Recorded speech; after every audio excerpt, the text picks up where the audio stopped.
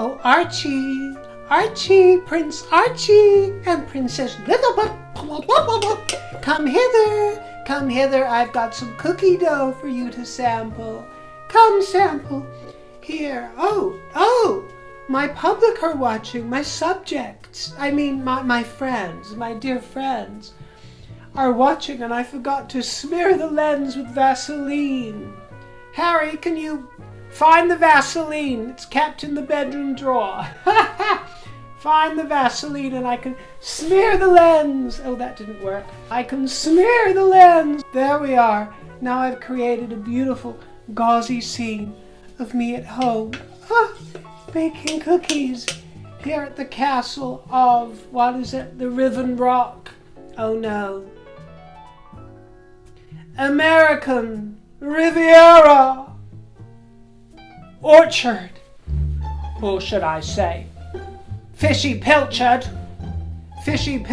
Oh, but hang on a second, let me smear the lens with Vaseline again, because I have roses fresh from the garden for you to scatter at my feet. Oh, the joys. How vulgar.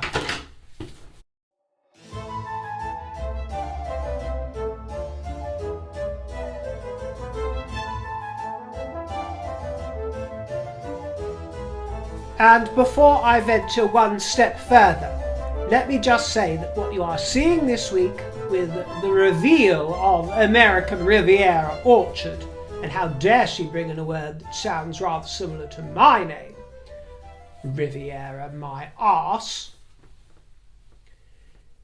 What you are seeing this week is exactly the reason why Meghan had always plotted and planned to leave the kingdom, and why it would never do, because what you're seeing this week is one of the products of her ambition and her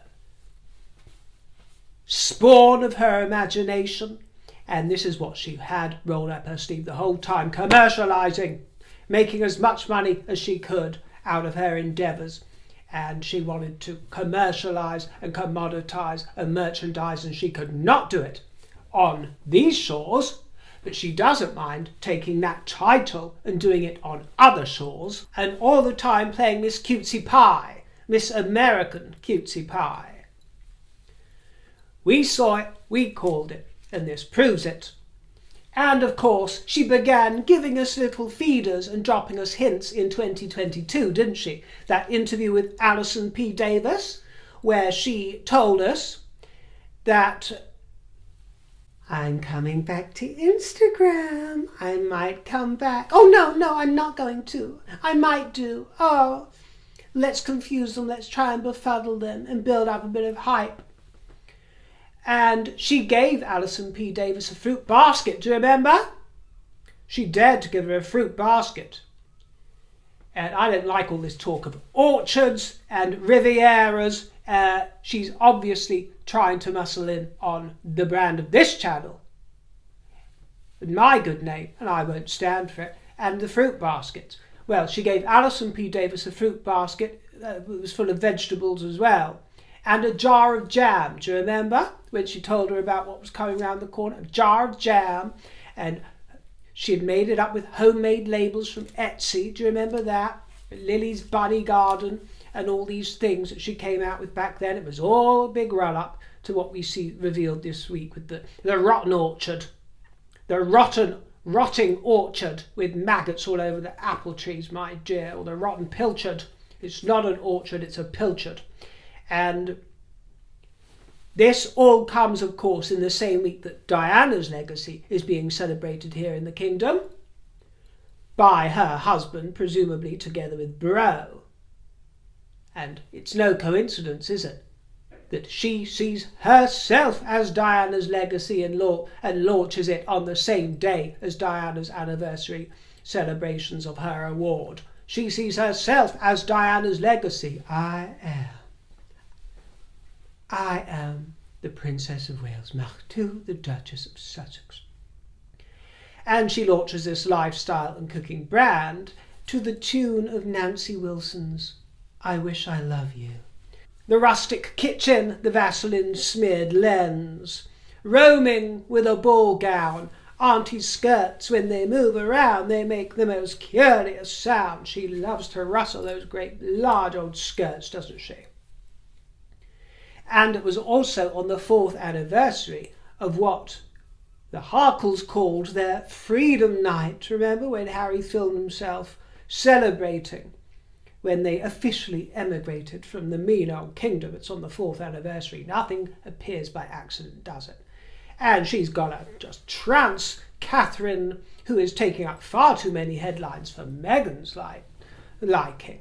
Far too many headlines. I want my front pages back, she cries. I want my front pages back. My headline. So this is perfect timing altogether.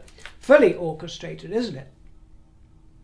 And she sells her wares, as if she hasn't done already. Begins selling her wares. We hear that she's going to be having a new cookery show on Netflix. Well, yippee-doo-dah. Watch out, Nigella. As I said, only last week I called her the Nigella of Uvalde, turning up with her cookies, and that's exactly what she's after. She's never getting Nigella's crowd. Martha Stewart, she wants Gwynnie, she wants all of them. She wants to be this big lifestyle gurus, and she's going to be making and selling her own product. And apparently there'll be a book, and there'll be a blog, and why am I so vexed about it? Because it's all done by the Duchess of Sussex. How dare she keep bringing that title from the institution she trashed into the public eye? There, at the top of her Instagram. No one's forcing her to do it. No one's telling her to be a working royal or telling her to wield the titles from the institution she hates so much. But the late Queen Lilibet, the dead Lilibet, gifted me that title, so it would be wicked of me and cruel for me not to yield it and wield it.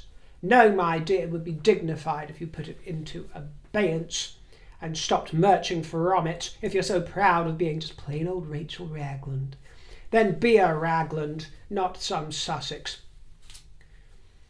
dupe. And oh, they love their crests, don't they, and their monograms and their insignias. We have another crest. This time it's A-R, what? A-R-S-E for arse. No, it's A-R for American Riviera. And the website is not including the word orchard, which would be arrow, American Riviera arrow. It's just American Riviera, which apparently is what the Montecito area and all of that is called. And everything might actually lead on to physical shops if this website is a success. And of course it's been announced with her curlicued handwriting. What else? What else? With all its arpeggios, the stylistic graphic equivalent of music, arpeggios and decorations and ornaments. Vulgar. Actually, to be quite honest with you, it actually looks rather nice. The handwriting, I don't like Meghan's handwriting, but the way it's been computerized and formulated into the new logo, I rather enjoy. Actually, I'll confess to you, I rather enjoy the imagery of the whole thing. I think that the naming and the branding is unusual because it doesn't really trip off the tongue, does it? American, actually, I keep having to think about it. American Riviera Orchard. I don't get that. Some have been calling it word salad, and they're right. It reminds me a bit of Britney Jean Spears' moniker on Instagram. Maria River Red. 3 stages of it. So curious why she did that. But I suppose American Riviera might take off a bit more, or the orchard would have made a bit more sense, but I'm sure she knows exactly what she's doing. You've got to give some things to her, my dear, but it doesn't trip off the tongue.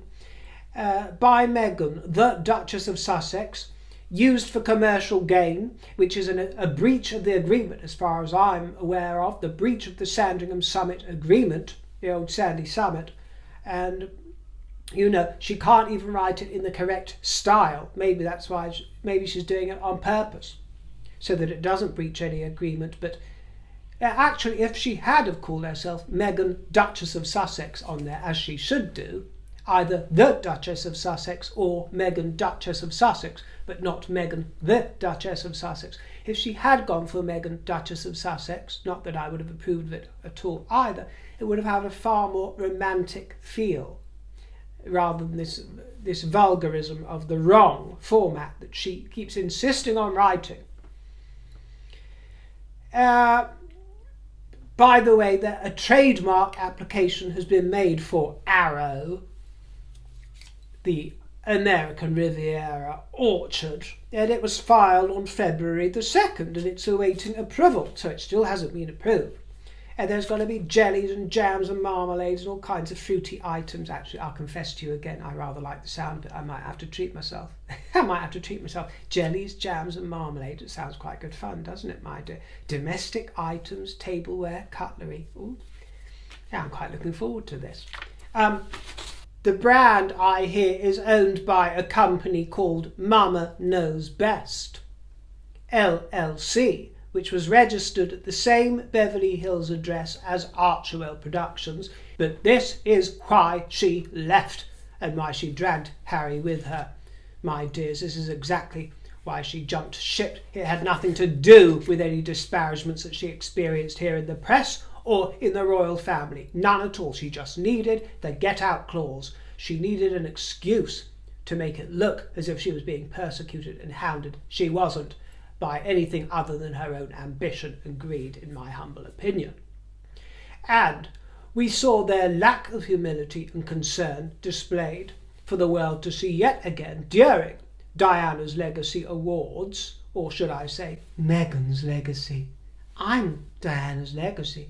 Can't you see that?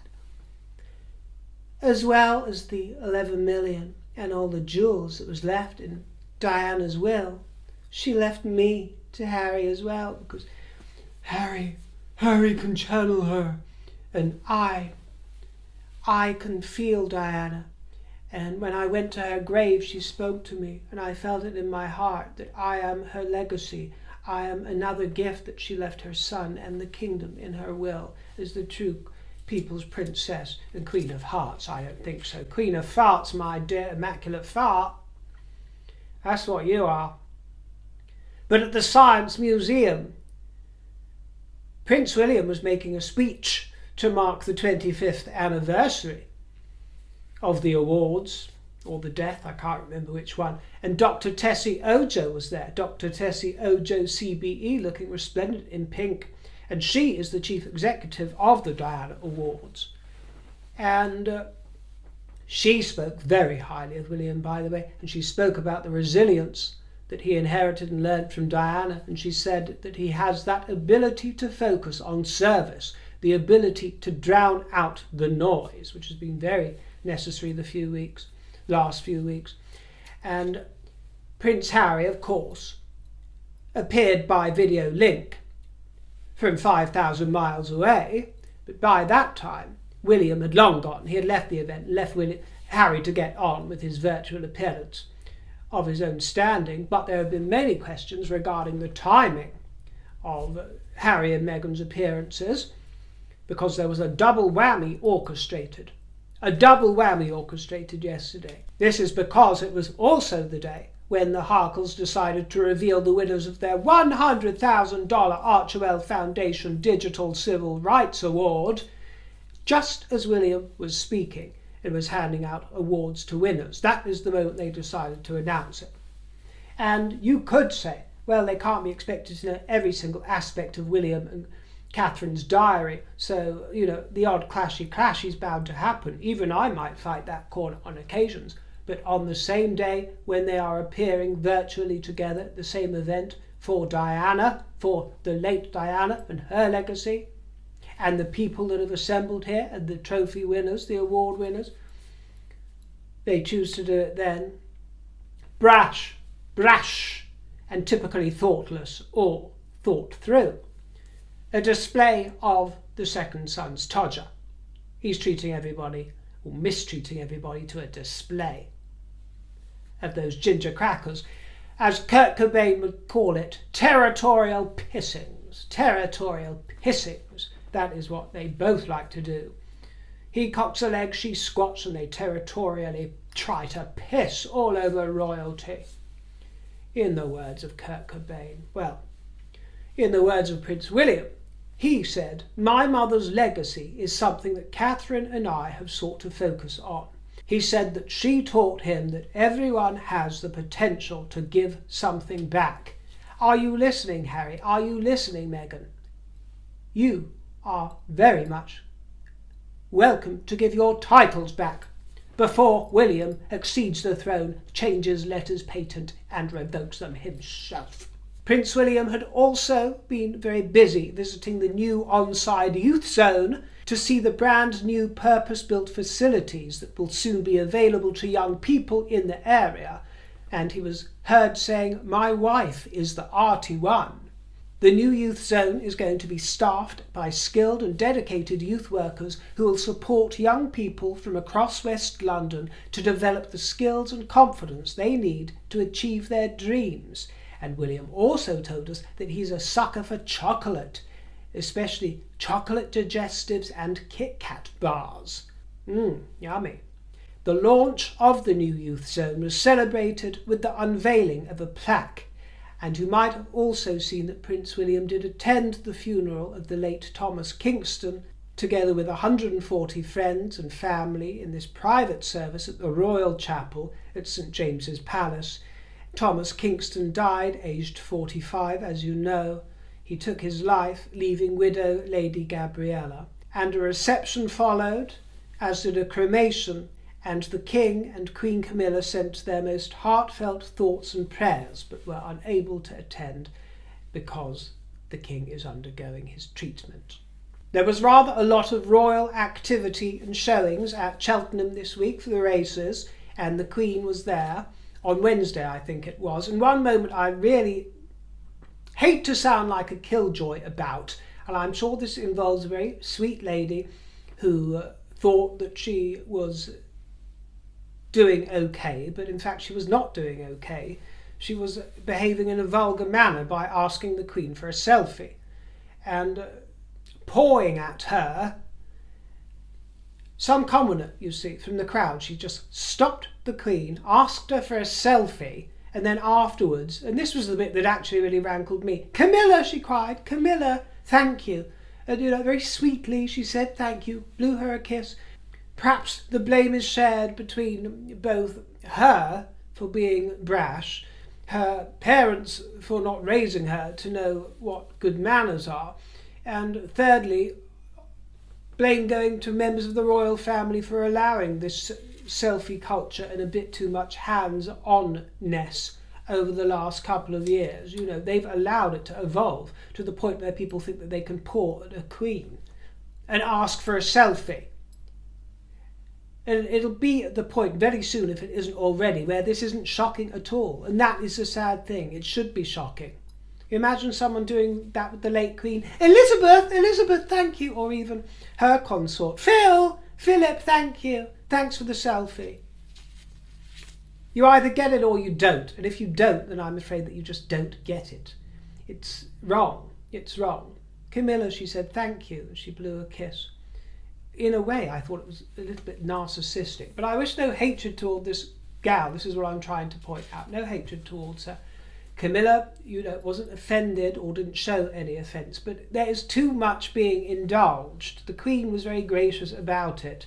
But she is not Camilla. She is not Camilla. She is Your Majesty or Ma'am. Don't put your hands on the Queen, consort, however affectionate your intention. And there was affection there, I see it. But above the affection, I saw a sort of selfish attitude. It's vulgar. Anyway, this was Style Wednesday, so they call it. It was formerly Ladies' Day, but it's quite a stretch. It's quite hard to find somebody who knows how to behave like a lady and with style. Do you see the quiz? Do you see the conundrum? And do you see the contradiction? The Queen was in green at this pinnacle event of the jump racing calendar, and this year the Jockey Club is celebrating 100 years of the Cheltenham Golden Cup, and the Queen was joined by the Princess Royal, who was there together with Andrew Parker Bowles as well. Did you see? Having a good old natter with Andrew. The Queen's ex-hubby, all good friends. As you know, he's a former lover of Annie's as well, so very cosy, very cosy. Ex-beaux, all jostling along very nicely, and he's still dashing, isn't he? Still dashing. Lovely with this trophy ceremony. And Anne was actually wearing the same coat that she wore at Cheltenham 17 years ago. She likes to do that, doesn't she? And it is a lovely coat, isn't it? I really enjoyed it. And Camilla, in case you're wondering, was wearing a Demelier London mini Venice bag in forest grain and a faux fur hat and that horseshoe brooch that she tends to wear to these sort of events with 4 sapphires, 3 rubies and a Japanese word, Minoru, spelled out in diamonds. And that word, Minoru, was the name of one of King Edward VII's best racehorses, one of his most successful. Zara Phillips rocked up every day, making several appearances, and I know that many of you enjoy looking at her fashion, which she tends to get right, especially at these events. So let's look at her story, which was going to be a triptych, but actually she appeared today, and I think it was the 4th appearance today, so a 4-chapter story, the first one being her here in this navy belted coat with cape sleeve by Karen Millen, and the hat was a large dove grey fur felt teardrop headpiece with black quill and black vintage veiling by Victoria Charles. And then the next day it was Veronica Beard, a double-breasted number with pinstripe pants, and the hat was a millinery Arcus headpiece by Camilla Rose, trimmed with a double bow and gold sequin film. The bag was by Aspinall, black and red ombre crocodile that I remember from days of yore, and then the 3rd day it was grey and green. L.K. Bennett, a herringbone dress coat with a Demelier bag, same brand that the Queen was toting recently, and a Holland Cooper suede pair of over-the-knees. And then today she rocked up, and what did she wear? She wore a smooch. She wore a big old smooch from Mickey. Or was she giving one to him? Either way, it was smooches galore, and Mummy Anne was wearing red today with a rather peculiar hat. I'm undecided on that hat, but a little bit odd, but odd can be fun. But what was no doubt scrumptious and rather gorgeous was the sight of Peter Phillips, looking very splendid, wasn't he? Such a squire there, a squire of the racecourse, gorgeous. And he happens to be flirting with Dolly Maud. I wonder what lovely Lindsay thinks about that.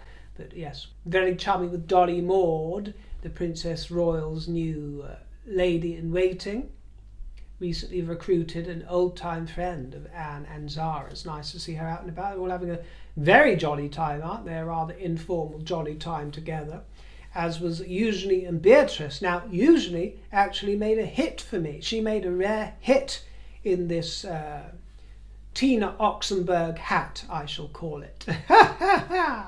Reminiscent of Tina Oxenberg in this style of hat. But the coat was by Reiss, you know, R-E-I-S-S, who I am not a fan of, I've got to say, usually, but it flatters Eugenie. The coat really flattered her. I think she finally found a cut that works. It's lovely. And the bag was by Amor Fati.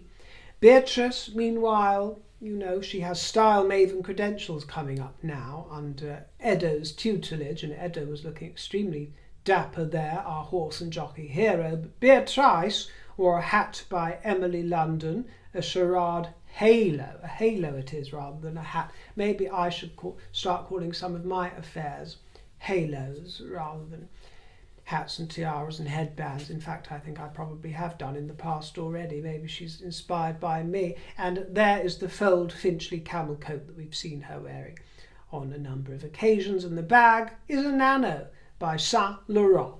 The Duchess of Edinburgh had a fun time in West Sussex, visiting the South of England Agricultural Society's 26th Jim Green Challenge and Manor Green College.